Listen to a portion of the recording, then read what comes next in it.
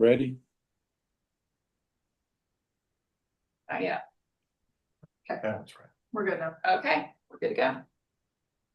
Good morning, everyone. I'm Frank Mullis. I'm the chairman of the Sex Offender Risk Review Board. I called the meeting for October 23rd, 2025 to order. I want to welcome all of our guests via YouTube.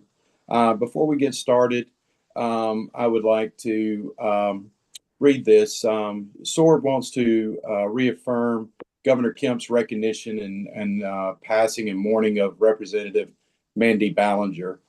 She was a passionate leader, respected across party lines as an advocate for justice.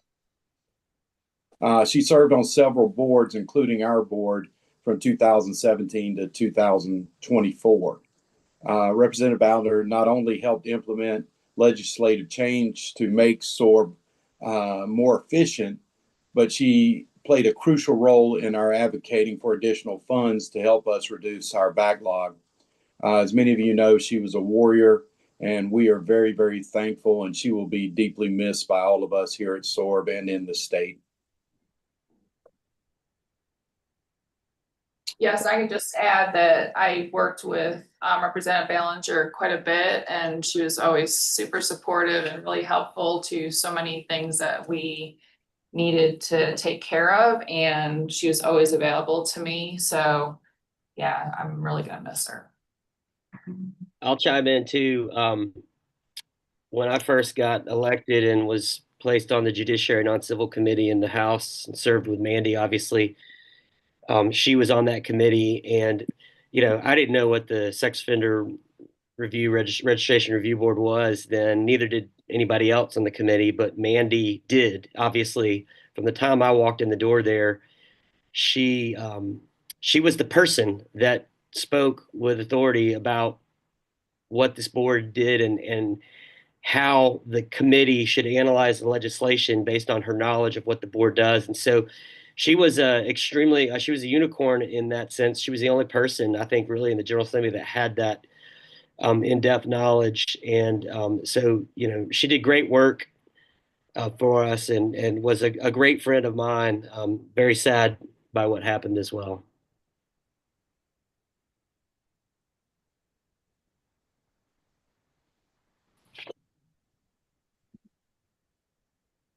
Tracy, can I get a roll call of our board members? Yes, Mindy Ackerman, Present. Elizabeth Bigham, Present. Sheriff Brown,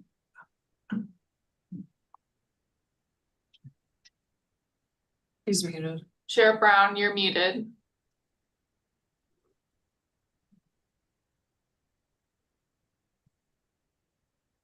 Present. Jerry Bruce. Present. Oh, you are there. Hey, Jerry. Hey. James Chapin, Present. Robbie Frederick, Present. Katie Gropper, Jim Morton, Present. Frank Mullis, Present. Bert Reeves, Here. Lori Rozier, Present. and Megan Thurman could not be at the meeting today. And so we have a quorum. All right, thank you, Tracy. I'll begin by reading our mission statement. Our purpose and mission is protecting Georgia's children and communities at large by identifying convicted sexual offenders that present the greatest risk of sexually reoffending. It is the board's responsibility to determine the likelihood that a sexual offender will engage in another crime against a victim who is a minor or a sexual dangerous offense. Our assessments will be used by SORB to determine risk levels of the offenders. Offenders will be classified as level 1, level 2, or sexually dangerous predator. Have all members received and had an opportunity to review the minutes from the meeting, our last meeting? Yes. Yes. Yes. Were there any question, comments, or concerns? Do I hear a motion we adopt the minutes from the last meeting? So moved. Do I have a second? Lori, second. All in favor, say aye. Aye. Any opposed? All right, the motion carries. Now we'll have our report from our standing committee. Bert and Tracy had sent out an email discussing Bert's proposed changes, the committee's proposed changes to our voting rules. And I'm going to let Bert go over that with us, please. Okay, great. Thank you, Frank. So what I'm going to do is just describe in concept how this would work. And I think that we need to discuss this and figure out if we're comfortable with it. I have, there's really three, and then if we are comfortable with this, then we need to come to a consensus on what of our governing documents needs to be modified or amended and what doesn't. And I have some opinions and thoughts on that. I've started to draft specific language that we would ultimately vote on at the next meeting, but I think that we need to, but I think it needs to be discussed before we put that train out of the station. We should discuss and get a feel for whether or not we have consensus on that. And so obviously, you know, we have our bylaws. We also have we have three other documents, one of which I don't think is impacted by this, but we have our Sexual Offender Risk Review Board standing procedure. And then we have, you know, most significantly, a document called the Rules of the Sexual Offender Risk Review Board. While we're amending these, we should also amend the title of these documents to reflect the current title of our board. And then there's a fourth document called the SOAR Special Rules of Order, which I don't think needs to be, that was really put in place, I believe, to deal with COVID times issues with virtual meetings and that type stuff. And I think that we are operating well under that. But so in theory and in concept, the plan here would be to create, is it 3 or 4 groups, Tracy? 3 groups. I thought it. So yeah, 3 groups, 1 group for the level 1 cases, 1 group for the level 2 cases, and then 1 group for the SDP and reeval cases. Okay, great. So the concept would be to create 3 what I would call subgroups. We are the board as a whole, and we're referred to in all of these documents as the board as a whole, and the board has to vote as a whole. The bylaws and the code section, and understand all 3 of these documents are frankly quite repetitive. Each of them has some unique aspects, but they're repetitive, and a lot of them go, you know, a lot of what the meat on the bones goes back to the actual code section, which is OCGA 42-1-13, which is where a lot of the which is where the law is that dictates what this board is to do and how it's comprised and all that kind of stuff. So all that being said, I think that the best way to, from a nomenclature perspective, is to probably refer to these 3 groups as subgroups of the board. And so there would be 3 groups, and then 1 group would obviously review level 1 cases, 1 group would review level 2, and the other would review SDP and reevaluation cases. No one is going to be limited. Anyone can read as many cases as they want, but they would be required to just do their level. It would be the discretion of Tracy, of the director, to the executive director, to assign each month which subgroup is reviewing which category of leveling cases. And so, and the goal is to rotate that so that essentially every 3 meetings, you would be reviewing one of the 3, you know, you would have reviewed all 3 categories in 3 consecutive meetings, and then that would repeat.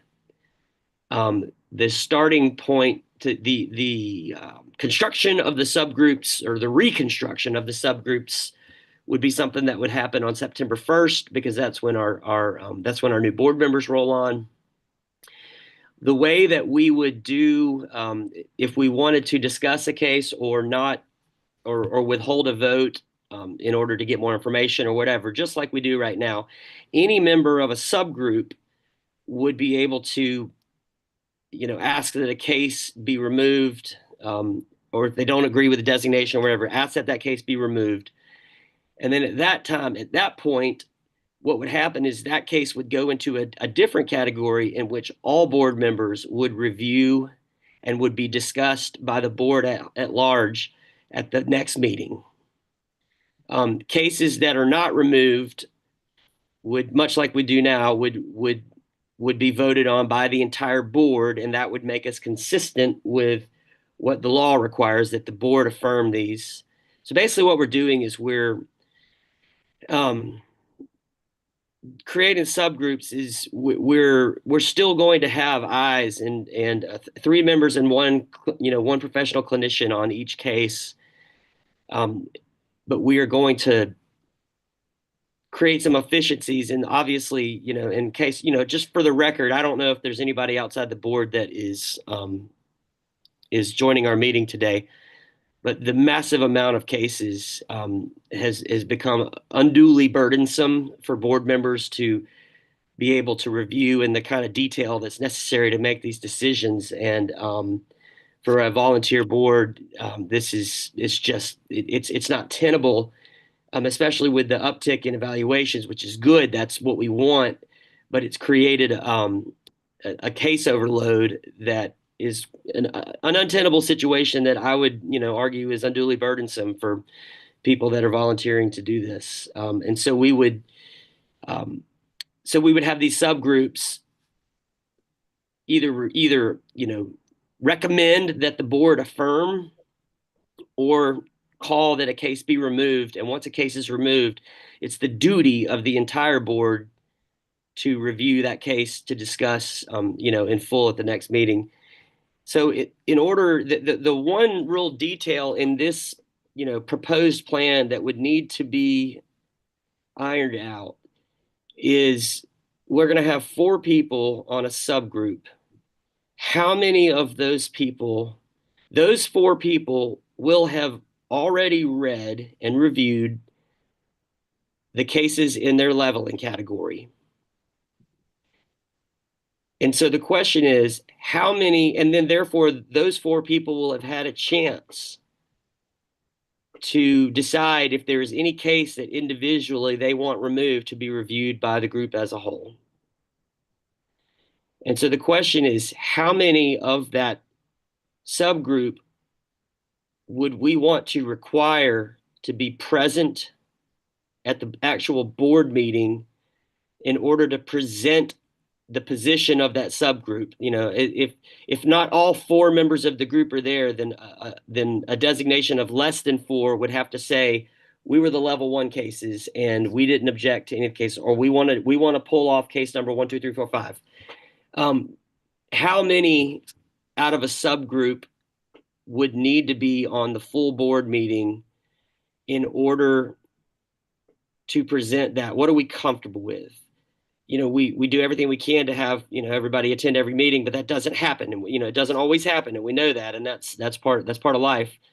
And so the question is having 1 member of each subgroup there to present on behalf of the subgroup, is that enough? Or do we want 2? Do we want 3? If we require that all be there, I think that we would run into a problem. And I think it's also really important to note the subgroup has had a chance to review every case and decide this is the cases that we want to pull off and discuss. So we will not be discussing those cases on the date of the meeting at issue. It would be bumped to the next meeting. So I say that to say, if board members have questions about, well, why did y'all, why did 1 or more of you decide that this case needed to be discussed? Then there will be time for that discussion to happen and for other board members to gather. Meaning, if let's say that I wanted a case removed and to be discussed, but I wasn't present for the meeting, and if somebody wanted to ask, well, why did Bert want to do that? It wouldn't be done at that meeting. It would be done at the next meeting. And so there would be ample time to kind of achieve that, if that makes sense. So that is the concept. Tracy please feel free, if I described any of that incorrectly or insufficiently, let me know. But that's the concept we discussed. I really would like to hear what everyone's thoughts are. I've reviewed the law, I've reviewed the bylaws. We've also had discussions with the governor's office, with the group in the governor's office that is in charge of state boards, and they have indicated to us, and again, Tracy, make sure that I'm saying this correctly. They have indicated to us that we have the discretion and flexibility within our rules and regulations and our rulemaking on how we want to achieve. The law says the board.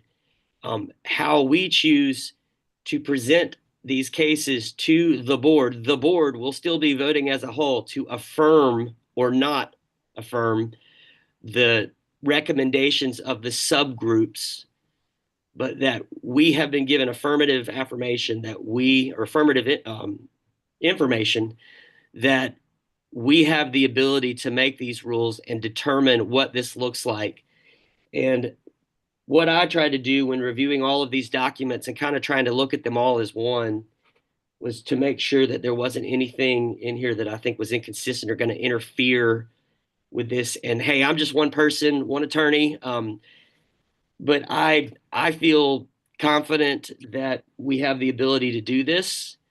I will say that that does not mean that, there very well may be a case out there where a decision is made or a recommendation is not gone with, or if an evaluator decided to reduce the case from a level 2 to level 1, and we, the board, go forward with this new process and decide to leave the person at a level 2, there very well could be a litigation where an attorney would challenge whether or not what we did by kind of relegating some of the discretion by dividing these cases up, if that's a violation of rights, a violation of the Constitution, a violation of the official code of Georgia, etc.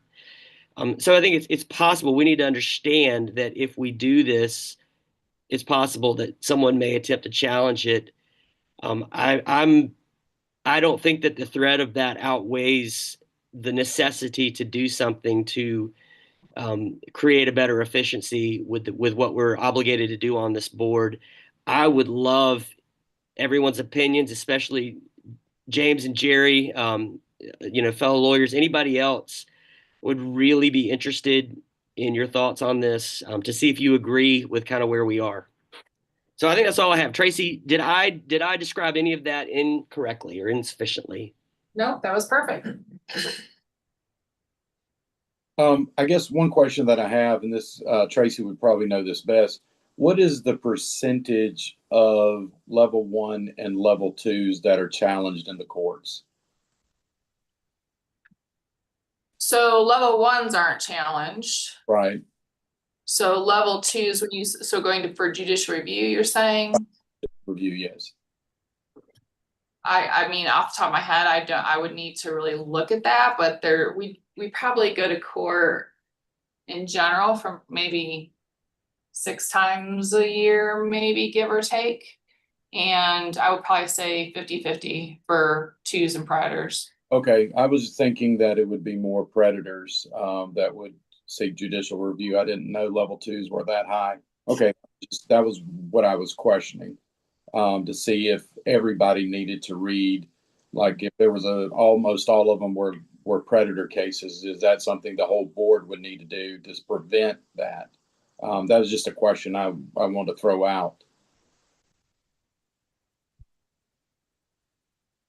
I think that if we're going to stand by the integrity of what we're suggesting, that we would not want to distinguish between the leveling categories I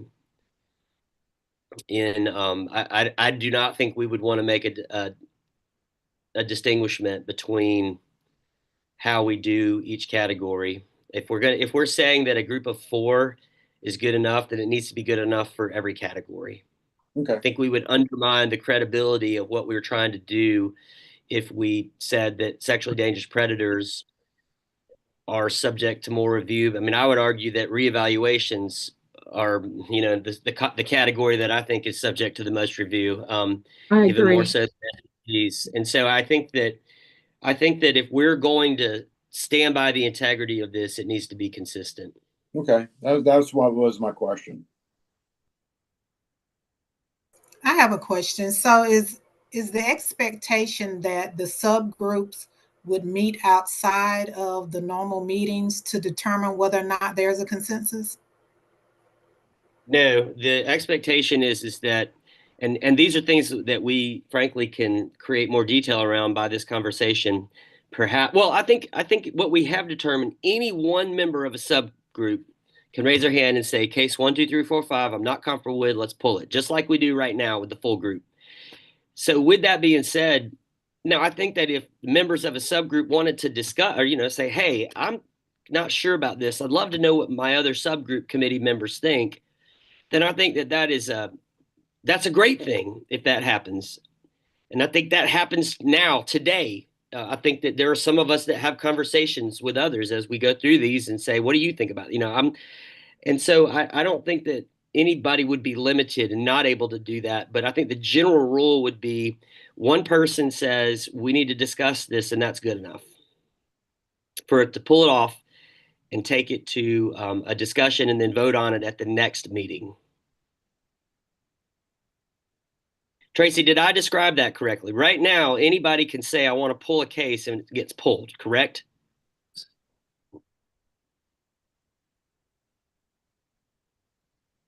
Is that correct? That is correct, yes. Okay.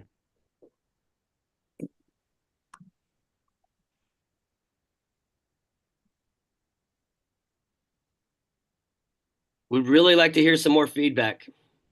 Talking to the lawyers. Hey, this is Jerry. I'm sorry, I'm in a hotel lobby, so I was holding off for a minute to see if I could get out of here before I comment, but let me go ahead and start. First off, I agree with everything Bert says. I think that this is a totally defensible division of labor within the board. I mean, you know who else does this? The Court of Appeals. I mean, this is the way they work. They have a huge workload. They split everything into panels. Nobody says that having a panel review a case in any way disqualifies that from an appropriate level of judicial review. And they can always come back and have the entire court hear something if it's necessary. I mean, we have exactly that same kind of thing built into this proposal. So I think this proposal is defensible. The whole board winds up voting. We're simply taking recommendations. I mean, I'm on the Criminal Justice Coordinating Council as a member of that board too. And, what we do is we get in advance, of course, a lot of detailed information about how money is going to be spent. But we wind up most of the time taking the recommendation, accepting the recommendations of the financial experts who are making recommendations about how this grant money should be done. We can ask to pull stuff. We can review things in more detail. But, it's the same kind of thing. It's a division of labor. And that's something that boards routinely do and commissions within their discretion. So I'm really in favor of this. I think it's going to make things a lot better for everybody.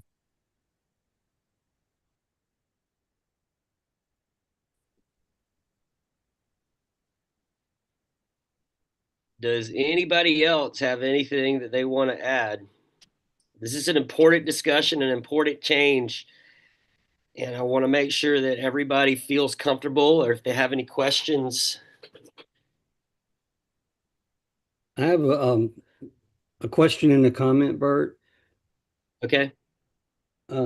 If I'm looking at if I'm in one, say I'm looking at level 2s with 3 of my peers, and I happen to wander into level 1s, and do I reserve the right to still pull a case from someone else? Yes, absolutely. Absolutely. And that's probably something that we should articulate.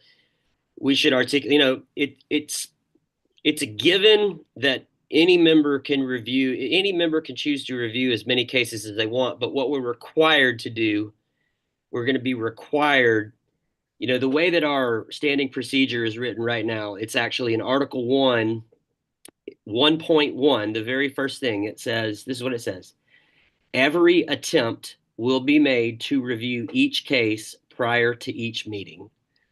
This is one of the pieces of our governing documents that would need to change. And I've already crafted out some language, something to the effect of every board member will make every attempt to review each case they are assigned to based on subgroup designations for level 1, 2, level 1, blah, blah, blah, all the way to reevaluations. And I think in that same, probably actually wherever it talks about, either there or somewhere else, it would be appropriate to insert language that says any board member can review all cases and object in the same way, that would cause a case to be pulled and then would require the review by the entire board before the next meeting. So I think that embedding language with that would be the best way to do that. So thank you, Jim, for bringing that up. That's a great point. And my comment is along the lines of what I think Lori may have been getting at. Let's say that we made the clinicians a point person, sub-chair. At this point, I know the director, Tracy, sends us, hey, please let me know if you're coming. It's imperative that I would think she knows whether we're going to be there or not. Yeah. The point person could rotate. The only responsibility of the point person would be, hey, I'll reach out to Lori and James and whoever's in my group. And the way that I work, I would welcome to have a private subcommittee, but I know not everybody wants to do that. But that's a better use of my time than looking at 120 cases. I think my point would be like, I would let my group members know and copy the director, I will not be there. And I don't have a legal opinion about how many people need to be, I have no clue about that, but so that was just my thoughts on ensuring attendance. So all right, so let's unpack that in a little more general way. What are everyone's thoughts on the number of people from each subgroup that we would have to require attend the meeting in order to make the recommendation? Our subgroup had no objections to the level 1 cases for this meeting. Is 1 an appropriate proxy? I would argue that it is. That if the group has done what they're supposed to do and they haven't objected, then 1 is probably an appropriate proxy. But are we more comfortable with requiring that 2 be there? And remember, if whatever it is that we come up with is not met, then it bumps that set of cases to the next month until that quorum or whatever that required attendance happens. So I don't think it requires anybody to re-review, or it doesn't bring in a whole new group of people to review all the level 1s again, or whatever it may be. Does anyone have any opinions on the minimum attendance? Is 1 okay, or does it need to be 2? Now, is that completely separate from the quorum that's required, or is 1 subcommittee member voting proxy for the other members of that subcommittee? No, the law requires that the board has to the final decision on all of these is the board. So the quorum requirement for the board is unchanged. The board is voting on the recommendations of the subgroups. And the question is how many members of a subgroup need to be there in order for us to say we're comfortable with this? I personally think 1, but I also wonder if maybe erring on the side of caution and requiring 2 is the safer way to go. Either way, quorum still has to be met for the board as a whole. I'm kind of leaning towards 2 or half. And then I think something that we need to pay attention to is, let's say we know Frank is going to be out next month and he knows he's not going to be in attendance. Does Frank even read the reports? If he knows he's not going to be there, does he even read them? Is his vote even count? Like, what is the process for that if we know somebody's going to be absent? Well, the evening procedure says every attempt will be made to review each case prior to each meeting, and that would be the same language that would then be, brought into this subgroup thing. So I think that whether it's just like now, whether or not you're going to be absent, that doesn't relieve you of your duty to, and I think that the governing documents as written conceptually capture that. So I think that that is, that's a good point, but I think that we're all, I know that there are circumstances where I know that I've had times where I couldn't be there, but I wanted a case pulled. And Right. so I Or- think that that duty doesn't, Yeah. isn't No, effective. I'm happy to hear you say that. I mean, no, I agree. I'm thinking, okay, let's say they started to read the reports and then they found out they had to be absent. They didn't know it ahead of time, but they didn't finish the report. So I guess I'm kind of like, what would be the process for that? Just to make sure now that we are going to have smaller groups, to make sure that we have a mini quorum within the groups, I guess, that they're reviewing reviewing the reports.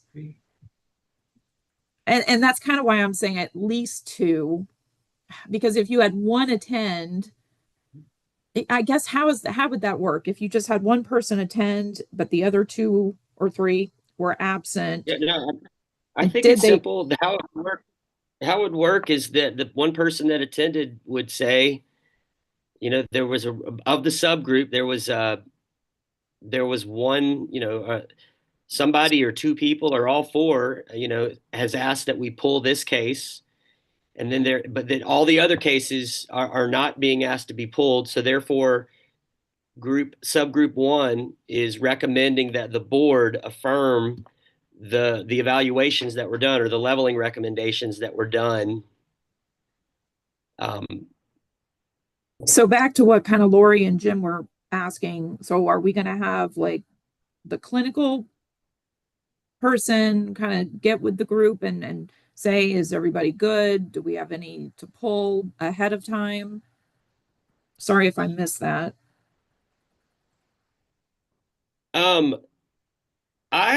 The way I see it is that it really can operate. I don't see it as operating differently than it does now, because any case that's pulled, no decision is going to be made at that immediate board meeting. Every case is going to be bumped to the next meeting, and everybody is going to have access to that information. So nobody is going to miss the opportunity and thus it actually creates an additional requirement of, now that we've pulled this, everybody reviews this case before we vote at the next meeting. So I think that actually could be more effective than how we do it now sometimes, where we dissent about case. Somebody says, I don't like this, and we have a vote, and we kind of do it on the spot, as opposed to this opportunity of, sometimes we pull cases, sometimes we vote on them at the meeting.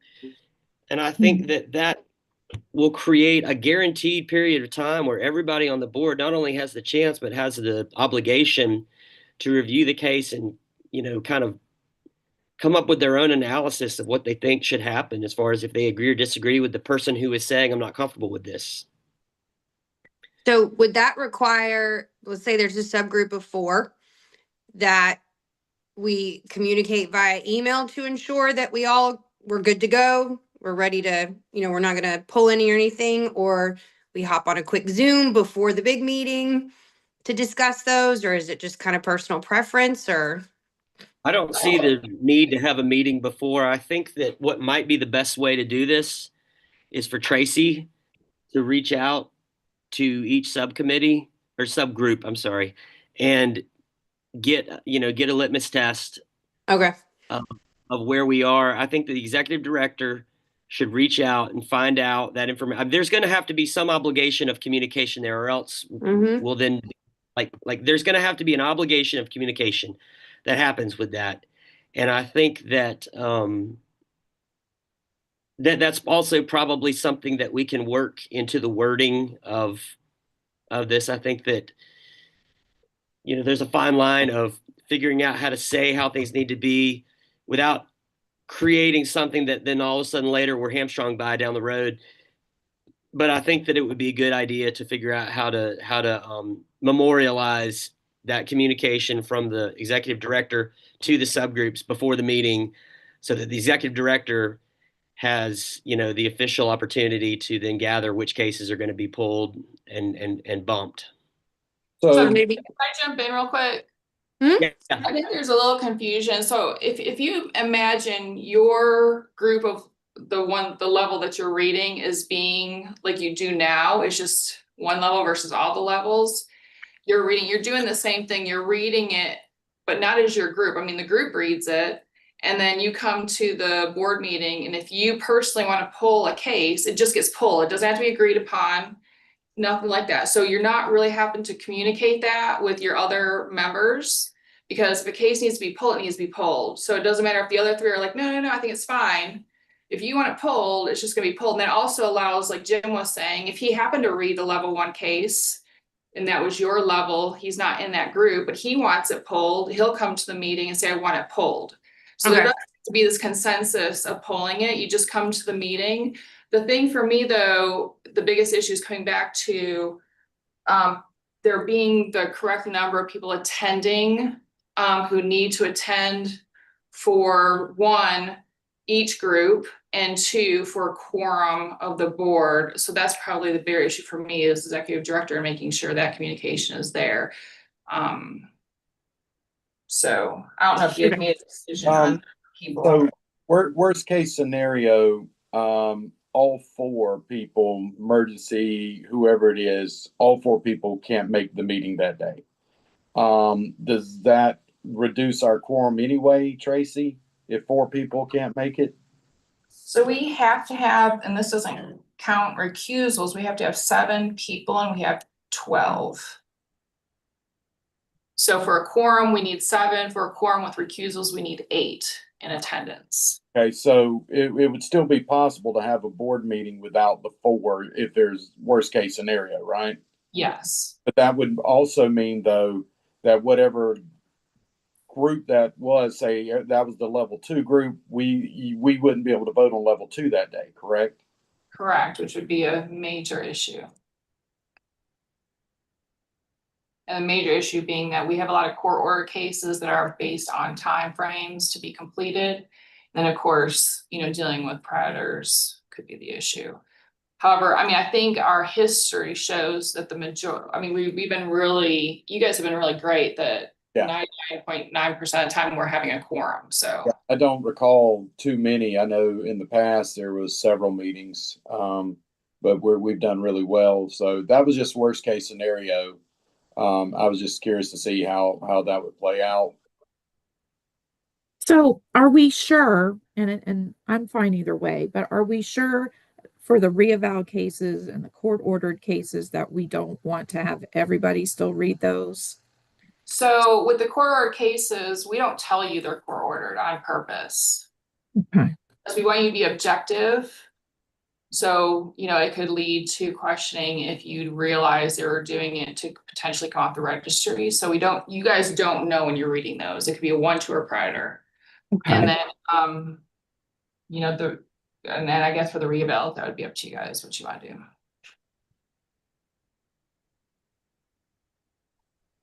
And it's up to everybody. I mean, we'd still have our 3 groups. It's just everybody would read the reevals, but I'm also fine with, the initial proposal of putting it with the SDP. So.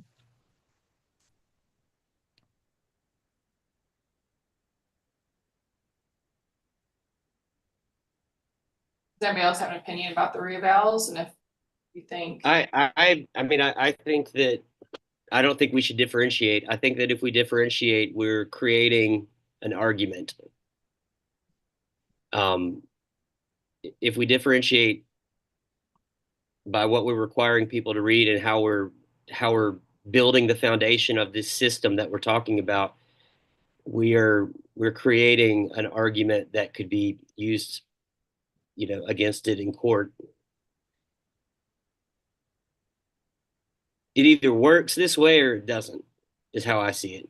This is either good enough to pass muster or it's not good enough. And I think it applies across the board for all 4 categories. Well, if this is how other boards do it, then there's a precedent that we should be able to do it. Bert, can you hear me? Yes, sir. Okay, excellent concept. I have a question. You mentioned the word court. Now, if a case is contested in court, would it be the responsibility of the member from one of the subcommittees to appear? Would it go back to Tracy? No, this is what I mean in court. Let's say that somebody is petitioning to go from a level 2 to a level 1. It's a reeval. We have those all the time. Every month we have those cases.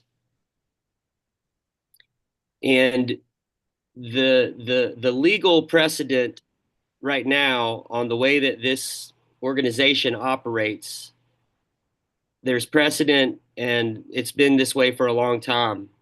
If you're a lawyer, so right now, if you're a lawyer and you know, let's say that the evaluator says the person should come down to a level 1, and then it comes to us, and then we do our job and say, we disagree, we believe this case should stay at a level 2. That's the way that things have been for a long time, and I don't know what the history of this organization being challenged in court is, but here's what I can tell you. If we change the way that we do things, which is what we are talking about, with good reason to change the way, anytime you change anything, every law that gets passed by the General Assembly that ends up in the criminal code is ultimately challenged in court. Anything that's changed gets challenged in court. That's what appellate lawyers do, is they look for a change. So they're gonna, if you've got a client who wanted to go from level 2 to level 1, and this board denied that and kept them at a level 2, then if I was a creative lawyer, I would figure out a way to challenge the constitutionality of what we are doing by changing the way that we are doing our process here, by challenging that we didn't have the right to do that, and that we shouldn't be able to make that determination because of this new process that we've implemented. And I could right now in 10 minutes come up with a creative argument that, you know, that I would present to a judge on that. And so that action would come before a judge. And at that point, the Attorney General's office we would be represented in court by the Attorney General's office, not by any of us. You know, if testimony was required, then perhaps Tracy or the chair would potentially have to testify, but the Attorney General's office would be defending a lawsuit. If SORB is that, have I said anything wrong here, Tracy? Not that I can tell, no. The Attorney General's office would be defending the SORB in a challenge, in a constitutional argument. Well, let's ask Ms. Gibbs, since she would be the one doing that, what she thinks. No, Bert is absolutely right. The Attorney General's office would have to defend that in court. But that would that be you at this point? Yes, it would be me. Perhaps a little, but You're the one defending what we're doing. What do you think? well, I wasn't privy to the conversation that was had with the office of the governor, and I don't have the bylaws, so I would just be giving you an opinion based on reading the code, and that's something that I can look into further. I think the conversation was had with one of my colleagues before. I'm not sure what happened with that, but I'm happy to look into this further. I can get in contact with Tracy and maybe get or Bert, get some of the information that was discussed during the conversation with the office of the governor, and also get, the bylaws and all of that information that you're looking at to give you kind of a more comprehensive view. Because I think if you're the one defending it, you have to be 100% behind it.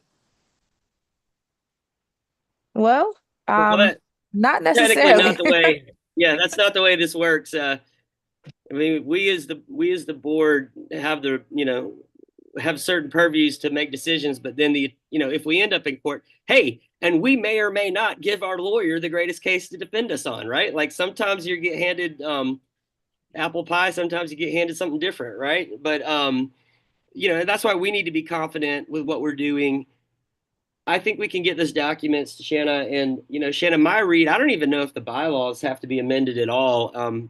They're pretty, it's a pretty skeleton set of bylaws, but the other two documents, standing procedure and the rules, will definitely need to be updated. But I think that we should get those to you ASAP, and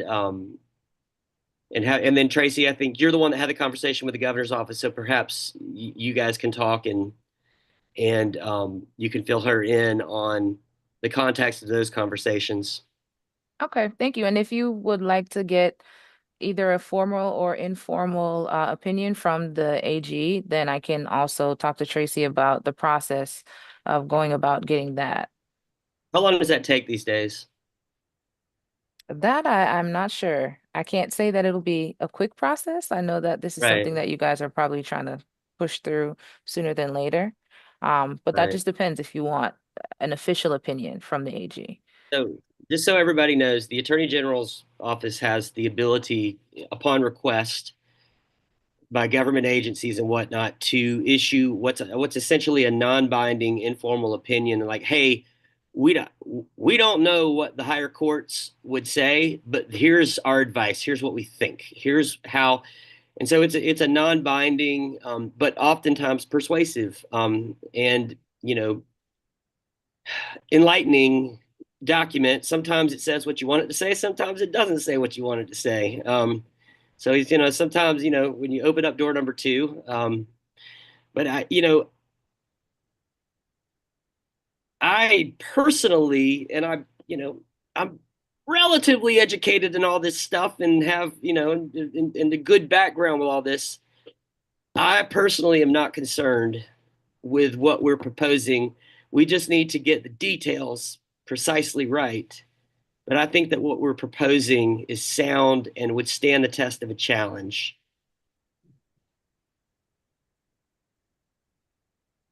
Well, I think I personally think it's a great idea for us to do this.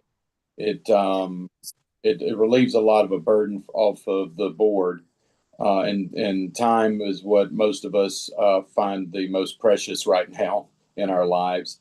And so I think that would be something to move forward. And I think you're the best guy to have come up with this so far. I don't think that anybody outside this board can possibly understand the time consumption of going through the caseload and the inherent. Our mission is better served if we're putting more attention into a smaller portion of cases than trying to comprehend and differentiate between the massive number of cases that we have right now. I think that Georgia is benefited by us being able to give our individual attention to a smaller pool of cases so that we can better analyze those, as opposed to analyzing a lake instead of an ocean. From a therapeutic point of view, it's going to reduce, I think, to a degree, collateral traumatization from reading these cases, because I'm noticing that they are getting more and more traumatic. I've been on the board for ever how many years it's been, and that is also a concern for people who are going to be on the board 4, 8, 6 years, is the amount of cases and trauma that we don't think we're experiencing, but we are. And so I think it's important for us to reduce the number of times we're reading certain things as well. Well, in the spirit of time, why don't we, unless anybody else has anything they want to add, I think that where we should leave this is we're going to get all of the documents sent to Shanna and start to have, over the next couple of weeks, conversations there. I think what would be ideal is if at the next meeting we have written proposals for whatever documents need to be amended, that we have that in writing and sent to everybody ahead of time, and then we vote on this at the next meeting. Does anybody object to that? Tracy, you good with that? Yep, I'm good with that. Okay, Tracy, so since it's coming from a committee, I don't believe we need a first or a second. We just need a vote, correct? Shanna may have a better idea if this needs voted on. Pardon me, what's the question? Whether we need to vote on? moving forward? I don't think we need to vote on anything until we have. I think the vote is going to be the proposal to amend our documents. I don't think we need to vote on anything until we're ready, until we're voting on language. Okay, I didn't know if we needed to vote on moving forward with this. So No, I think we're already, by creating the committee, the goal of the committee was to come up with recommendations. So we're already on that pathway. Okay. And I just think now it's the final straw is actually having the written propositions in front of us to vote on. okay, I think Bert is And I think what we absolutely need to do is we need to get that sent. We needed to get it sent before the next meeting, and everybody needs to review. In an ideal world, in November when we meet, we can discuss the changes in the meeting. What I would love to do is figure out how to make sure that we can discuss and finalize those in the meeting and have those new rules and procedures voted on, assuming that it passes. Everyone has every right to vote however they want on this. Assuming it passes, that we should do that by, we should try to be in a position to do that at the November meeting.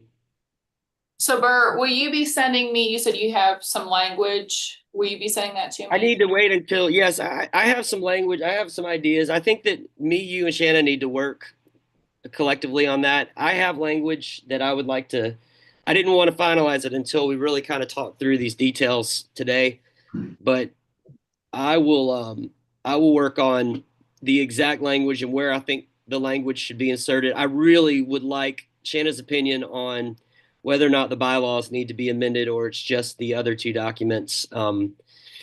Because I'm unsure. The way I read the bylaws, I think that they can exist as they are with these other controlling documents, which we have the right to have rules in our procedures. I think that I don't think we have to change the bylaws. I think we do need to change the other documents. So let's try to get all that ironed out in the next few weeks.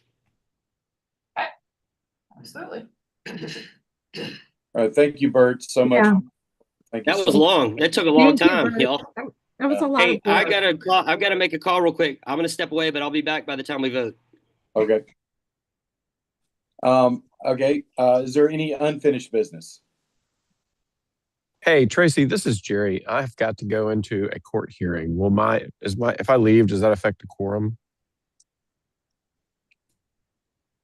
No.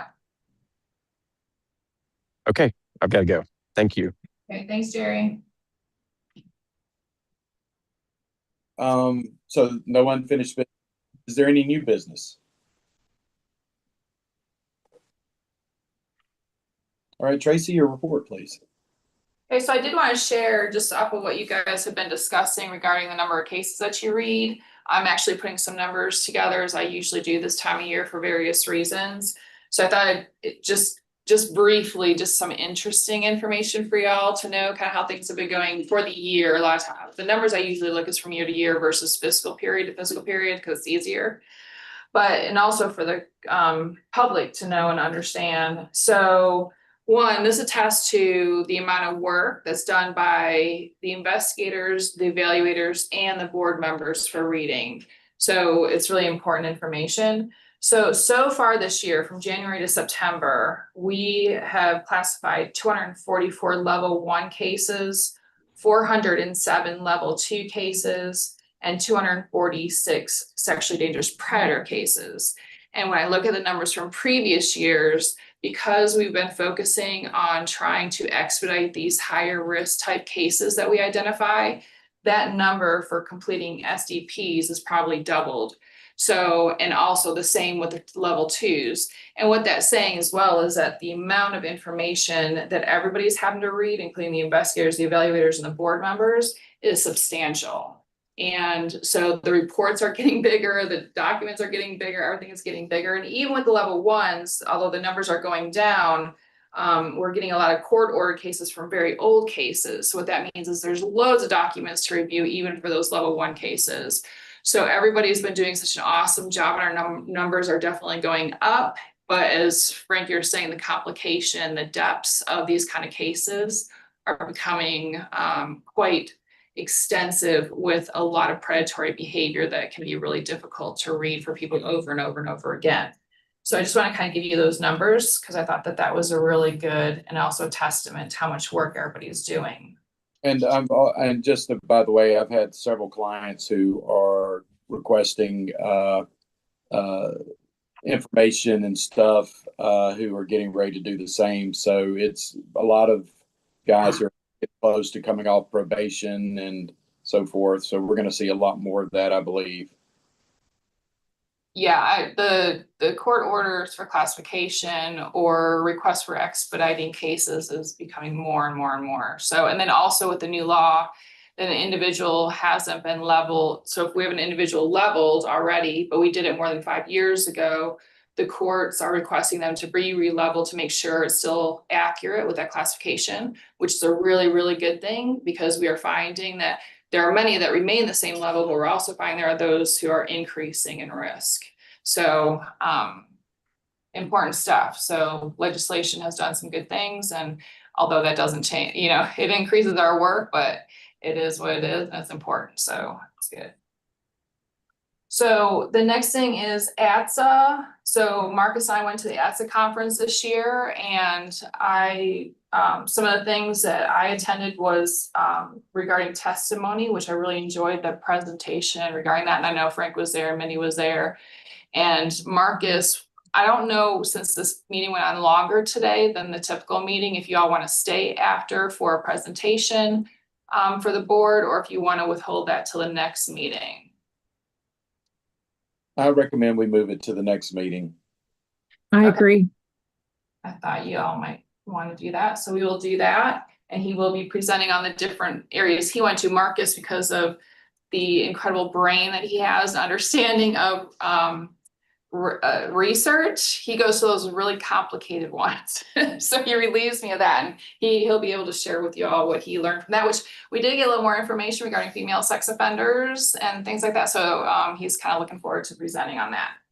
So also a big topic is the 2026 annual retreat, which is important for us to begin this process because this is not an easy process when you work for the state and getting all everything together.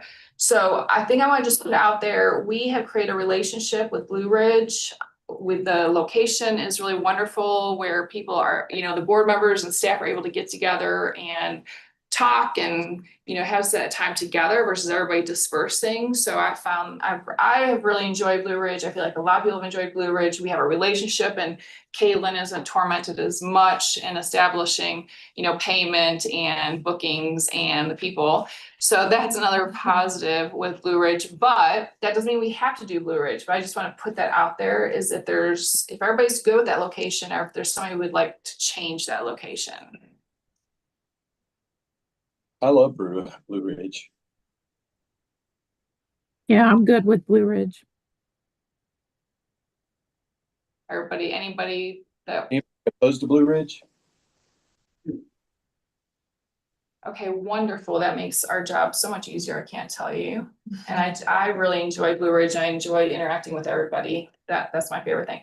So the next difficult part is the topic that you would like presented during our training. One thing is actually, Frank, that you were talking about that Katie and I have actually previously spoken about is the trauma stuff related to reading, what everybody reads. And I think that might be, and she has presented many times on this kind of trauma. So she's not here, so we bring her under the bus as we have this conversation, but I mean, maybe at least for partial part of the training, if y'all might be interested in that, and I can ask her about that. I can vouch for her. I've seen it multiple times because I've had her present that training multiple times. We did it for the ICAC task force a couple years ago. And then I sit on the Boy Scouts Youth Protection Board, and we had her teach it last year there at our seminar. And it's a phenomenal training on vicarious trauma, and it's 100% accurate, and we've all experienced it, and it's amazing. It's about 2.5-ish hours, if I remember right. And she does a really good job. And I think we need to do EMDR as a big group. We did it in ICAC all the time. It works. We did group and individual. I found the individual worked more than the group, but Okay, and does anybody else have any other thoughts on other topics? Since if that's 2.5 hours, give or take, then we have for the rest of that main day, and then, you know, the next day is the board meeting and, you know, just topics for the board to discuss. So that main day, we probably need at least one more person. You know, are there any updates that y'all want training on that staff could do, or do you want me to look in other kind of presentations regarding particular information, or? I think we need to probably do one on fetishes, because we're seeing a lot of fetishes. I noticed several fetishes in multiple of those, and how fetishes relate to risk, and if they do. I attended 2 seminars on that, so on BDSM, and that was an eye opener, because a lot of pro stuff was presented, and so I'd be curious to see how that would Marcus or someone who could present on that. So kind of like, so just so make sure, so something like with the So- kink type of presentations, Frank, is that what you're talking about, or? Well, I think what we're coming across in several, I saw several mentions of different fetishes in these reviews, and how that, I mean, I saw a bestiality one, I saw some of the other ones, and so maybe how those fetishes, if they're presented in multiple cases, how we can look at that toward risk. Well, I think, Frank, you probably mean more like paraphilias, different paraphilias. I know paraphilias, fetishes. Because kink is, I went to those too, very different. You know, I think we have to be careful because especially the supporters of kink are very into it's consensual, they're adults, there's consent, you know, so yeah, more about paraphilias. Yeah, that's what I meant how that contributes to risk. Yeah. Like, for instance, even in the juvenile world, you know, there's a lot of juveniles that are engaging in bestiality now, and just the multiple paraphilias, of course, increase risk. Stealing underwear from the neighbor's house, you know, collecting them and keeping them in the garage, bestiality, all of that. So how all those different paraphilias increase risk. There was a whole presentation on choking now, and the increase in choking. Yes. And so come across those things, I want maybe how we see and view those may be different than as far as risk goes. That's what I'm just brought up, because I've been noticing that. Gotcha. Yeah. Yeah, I think that's a good topic. Any other wishes? Your wish list of topics. You know, I don't think it ever hurts for Marcus to review the risk reducing factors and for things that will help us as a board when we're reading these reports and understanding, you know, why they were leveled a certain way. You know, even if that's just a 30-minute review or an hour review, I think that that's always helpful just for a refresher. Yep, I like that too.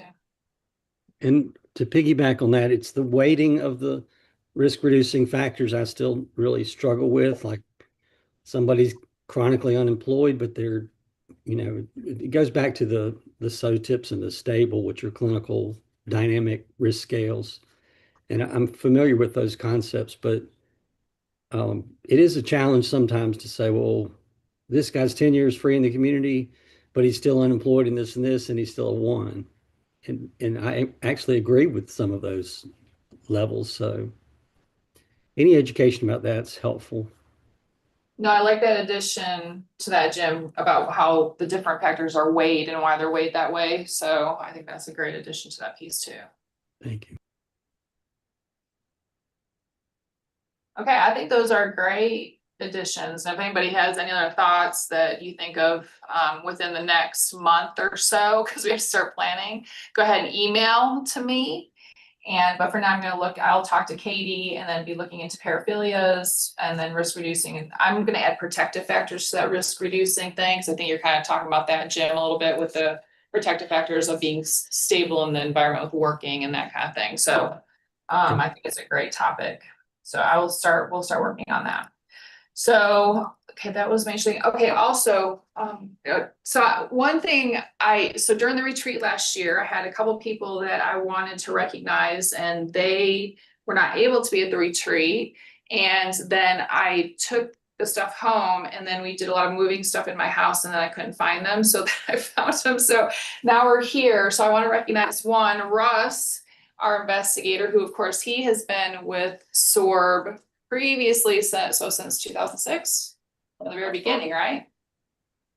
Yes. Well, I started in 04 before it became what it is now. So that's right. So- So that's right. Russ started before it was even SORB, prior to the law of 2006, and then was on the board, and then was off, and then came back to work as an investigator. And so he has been actually with us now 6 years, but I was recognizing this since 2019, his 5-year dedicated service. So we're more than grateful for having you here. Thank you. Thank you. And then Destiny's, actually I have her, so hers was more than 5 years. And I was like, I need to add another one here in 2 years, but I have her for 5 years dedicated since 2017. She's been amazing, and we're grateful. Yeah, I'm grateful for all that she does. Thank you so much. Yeah. So yeah, since 2017, time flies. I think that's part of my issue too, is remembering what year it is. So want to thank them very much. And then our next meeting is November 13th. And I believe that is all that I have. All right, the deputy director, do we have a report from deputy director? I'm sorry. I don't have anything this month. Okay, our investigator, Russell, that got recognized, thank you on behalf of the board too. Yes, sir. Thank you. Yes, we closed 151 cases and 25 immediate priorities. We're now closing over 20 of those IP cases a month. I'm sure that helps as what is seeing that increase in the level 2s and SDPs. And Tracy also has us now focusing on closing counties. We just started this, I don't know if it's been 2 months maybe. But we're attacking counties and trying to close out any open cases we know they have. And we've closed 12 counties out since we've started that. So, but that is all I have. Okay, thank you.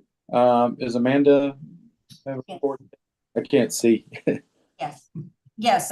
Well, you will see new names, continue to see new names. We had 5 people that finished with training with Marcus and then moved on. And so they are paired with more senior evaluators. So you will see their names, start seeing their names on reports. And we have 2 people that are still in training with Marcus. So you will continue to see new evaluators' names on reports. So that's all I have. So I want to add to her report though, we promoted Justin Portavant to a clinical evaluator supervisor, so that he can help with a lot of these cases because they just keep growing and growing.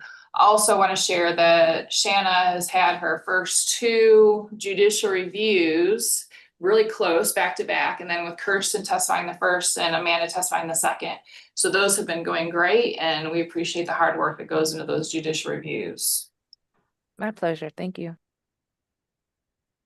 All right, are we ready to review the cases now, Tracy? I'm sorry? Are we ready to review the cases? I see Bert is Yeah. back. Okay, can you give a explanation of our 11 clause, please?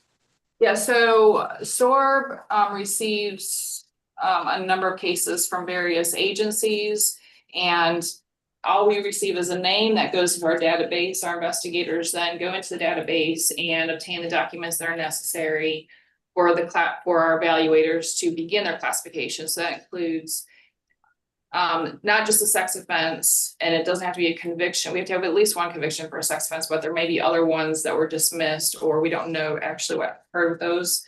They have to investigate those, any kind of violent offense, anything that might potentially be a sexual offense. All that information then goes to the evaluators. The evaluators then review all the criminal documentation. They review Department of Community Supervision documentation that includes their behavior in the community as well as their treatment behavior. They review any prison records that is appropriate and related to risk. And then they put all that information together, they score the SAC 99R and O2R and identify other dynamic risk factors that then provides them with the recommendation to the board for that classification. The board throughout the month reads all those cases. Those cases are based on number versus name, and we don't include any identifiers to increase objectivity. And then we come to the board meeting and any discussion occurs and voting occurs. And then an individual with a 2 or prior status can request reevaluation and the process starts over again. All right, thank you.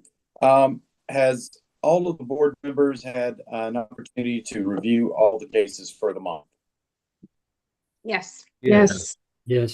Anyone did not? Okay, thank you. I believe we are now ready to level our 27 level 1 cases. Is that correct, Tracy? That is correct. And then any recusal? I have 133401. Any other recusals?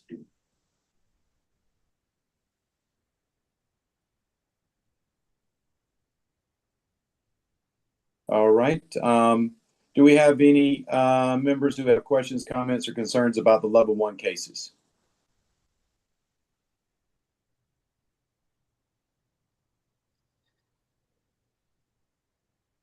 Okay, do I have a motion to adopt the level 1 cases as presented to the board? I so move. So moved. Okay, James was the first. I didn't see the second. I said it and someone else said it, but either one. Both Liz. All right. So we're ready for a roll call, Tracy. Okay, Mindy, Aye. Liz, Sorry, I'm coughing and I can't hear. your vote, Aye. Sheriff Brown, Aye. James, Aye. Robbie, Aye. Jim, Aye. Frank, Aye. Bert, Aye. Lori, Aye. they pass. All right. I believe we have 44 level 2 cases. Are there any recusals for the level 2? I have 1, 2, 3, 4, 5, 6, 7, I believe. 1, 4. Do you want me to read them off for you? Yeah, and I believe I added 4986 as well. So it's 1448, 23805, 25504, 30844, 32264, 33413, and then I added 4986. And I have one as well. Uh, 32173.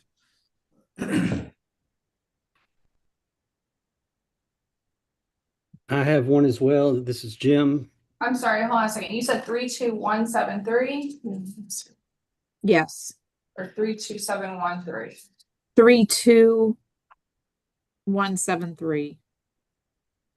Maybe I inverted the numbers. I'm double checking. Yes. 32173.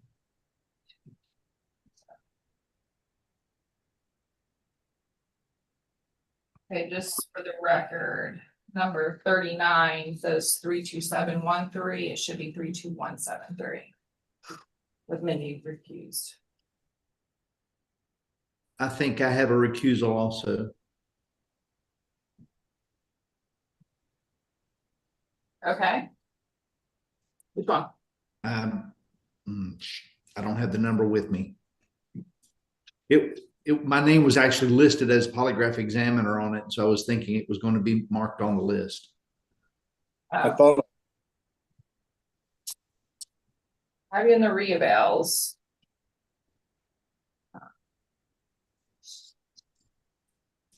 Okay, we'll just note that I'll identify it, but we'll note that there's one recusal, Robbie. Yes, ma'am.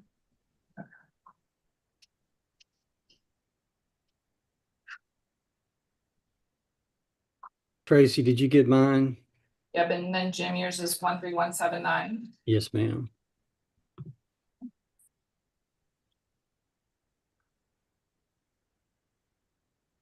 I think that's it, unless somebody else had any. all right. Do I hear a motion that we adopt the level 2 cases as presented to the board? So So moved. moved. Second, Robbie. Okay, who was first? I thought it was Sheriff Brown. Sheriff Brown, okay, was first, and second was Robbie. Yes, ma'am. Thank you. Okay, I believe we're ready for a roll call, Tracy. Thank you. Okay, Mindy, Aye. Liz, Aye. and of course, these are, when I called out, these are with the exception of your recusals, of course. Sheriff Brown, Aye. James, Aye. Robbie, Aye. Jim, Aye. Frank, Aye. Bert, Aye. Lori, Aye. they passed. Thank you. We have 57 sexually dangerous predator cases, and any recusals, I have 5165, 24097, 24481, 26147, 29809, 30095, and 33390. And just correction, we have 43 sexually dangerous predators. That's 43. Okay, sorry. That's okay. I know that we have one for Jim was 29786. Does anybody else have any recusals that we missed? Okay.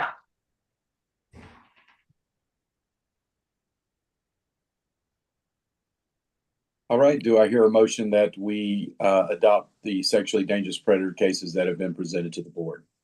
Lori, so moved. James, second. All right, I think we're ready. Okay, Mindy, any questions or concerns about any of the SDP cases? No, and my vote is aye.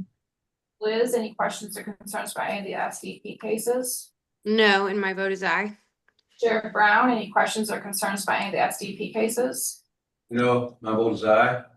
James, any questions or concerns about any of the SDP cases? No, and my vote is aye. Robbie, any questions or concerns about any of the SDP cases? No, and my vote is aye. Jim, any questions or concerns about any of the SDP cases? No, my vote is aye. Frank, any questions or concerns about any of the SDP cases? Did you say Frank? Yep. No, my vote is aye.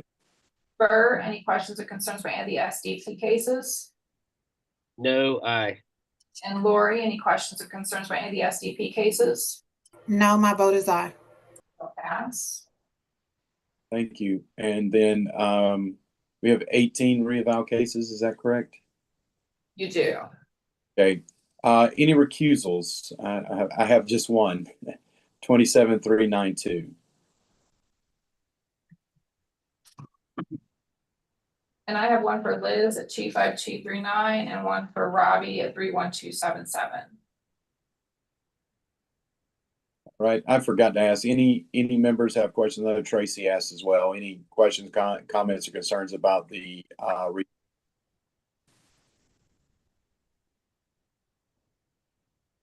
do I hear a motion we accept the cases? So moved, Robbie. Sheriff Brown, Second. second. Was that Sheriff Brown? I'm sorry. Who was Yeah. second? Yes, yeah. I Yes. think there's a split between myself and Laura. Okay. Thank you.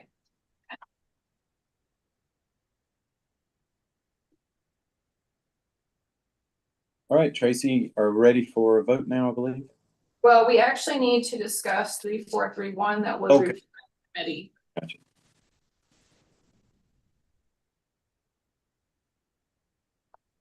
So just a reminder for the public Okay, that, that was the one you emailed, correct? yes. So in June, 3431 was pulled by the board and we asked for the committee to review that case in full. So every document that the evaluators have, with the exception of DCS information, they're able to review. And individuals on the committee include Mindy Ackerman, Frank Mullis, Jim Morton, Robbie Frederick, Isabel Brown, and Jerry Bruce. And I'll let you go from there, Frank. Is there any questions or comments or concerns about the case that was reviewed by the committee?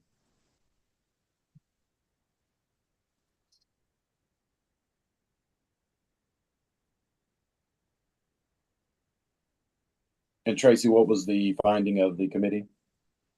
So 5 recommended to remain with the evaluator's recommendation, which was a level 1, and 1 recommended it to increase him back to, so this individual had been leveled as a 2 previously, had a reevaluation and has been reduced to level 1 by the evaluator.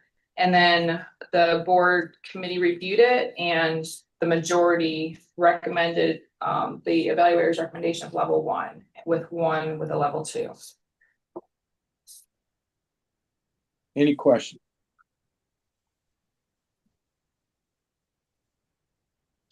All right, so do we need to vote on that individually or as a whole? Individually. Okay. Okay, No, I mean, do we need to vote on that one separately? I apologize. Vote on that one separately, or is included now in the revals?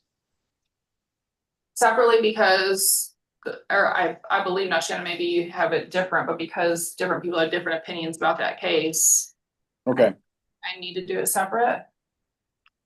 So when I call your name, if you could tell me if you vote for level 1, level 2, or you could even vote for SDP in this case. So Mindy, Level 1. Liz, Level 1. Sheriff Brown, Level 1. James, Level 1. Robbie, Level 2. Jim, Level 1. Frank, level 1. Bert, Level 1. Lori. Level 1. So the majority vote is a level 1 for 3431.